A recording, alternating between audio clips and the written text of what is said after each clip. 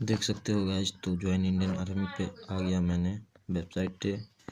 तो आप देख सकते हो लास्ट अपडेट 31/10/2025 यानी कि कल का अपडेट है, लेटेस्ट न्यूज है। और मैं फाइनल रिजल्ट पे जाता हूँ।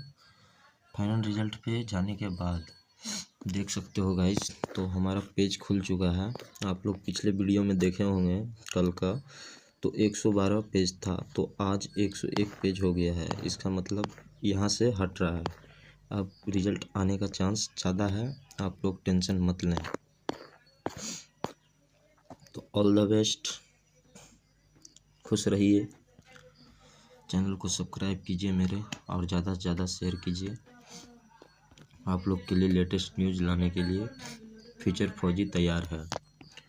देख सकते हो गाइस।